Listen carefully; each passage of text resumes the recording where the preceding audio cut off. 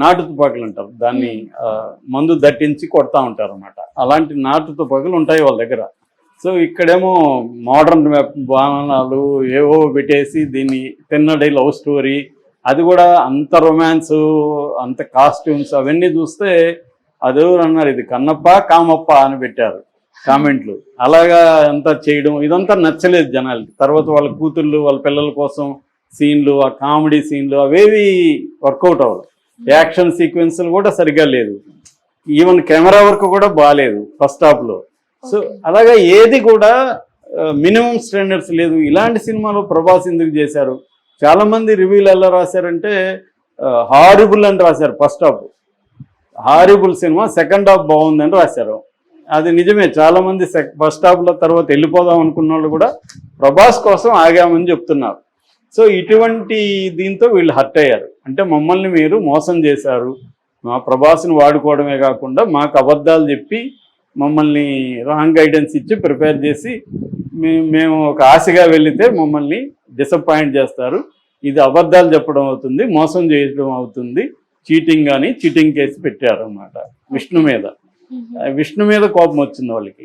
కాకపోతే ఏంటంటే ఇది ప్రభాస్ సినిమా కాబట్టి అంతకంటే మనం అలర్ట్ చేయకూడదని ప్రభాస్ ఫ్యాన్స్ అఫిషియల్గా చేయట్లేదు.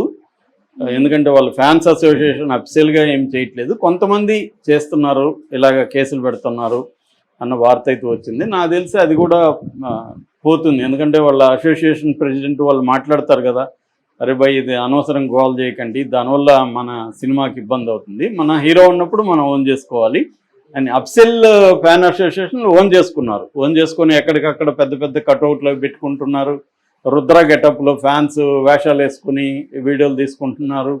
సో ఓన్ చేసుకున్నారు ఓవరాల్గా. బట్ కొంతమంది ప్రభాస్ ఫ్యాన్స్ హర్ట్ అయినట్టు కనబడుతుంది. నిజానికి ప్రభాస్ కానీ లేకపోతే ఈ సినిమా హిట్ అవ్వడం కొద్దిగా కష్టమే.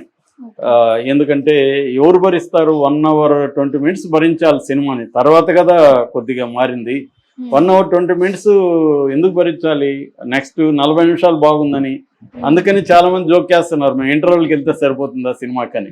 అంటే ఎందుకు మళ్ళీ మేము ఇంత భరించాలి అన్న ఒక ఇది వచ్చేసింది. వాళ్ళ ఏంటంటే కంటెంట్ అనేది విపరీతంగా ఉంది మనకి. ఓటీటీలో విపరీతమైన కంటెంట్ ఉంది. ఎవ్రీ ఫ్రైడే కంటెంట్ వచ్చేసి పడిపోతుంది. అవే చూడలేకుండా ఉన్నాం. థియేటర్కి పోయి చూడాలంటే ఏదో అంత బలంగా ఉండాలి సినిమా. ఇవాళ థియేటర్కి ఎవరు వెళ్ళట్లేదు, తగ్గిపోయింది బాగా.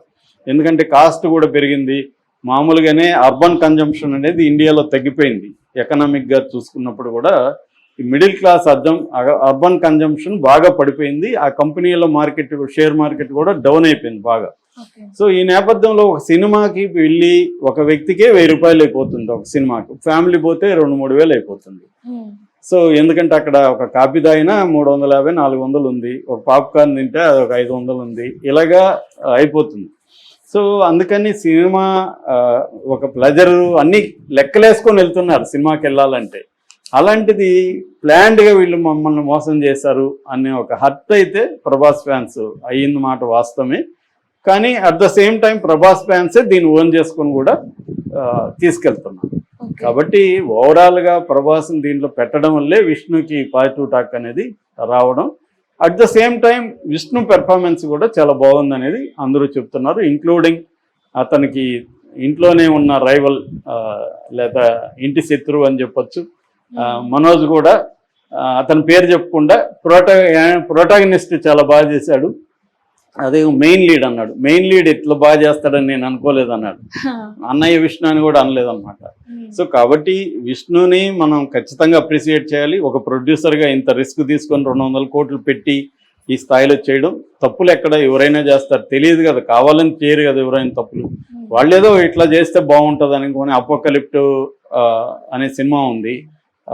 ఆ సినిమా 2006లో అనుకుంటా మెల్ గిబ్సన్ తీశాడు. ఆ సినిమా ఇలాంటి సినిమాలకి ఇన్స్పిరేషన్ అనమాట. అంటే ట్రైబల్ వారు ఇవన్నీ చాలా బాగా తీశారు దాంట్లో. సో అలాగే మనం కూడా చేద్దాం అనుకున్నారు, అది అంత రాలేదు. బట్ సెకండ్ హాఫ్ నిలబెట్టింది. అట్లాగే ప్రభాస్ కూడా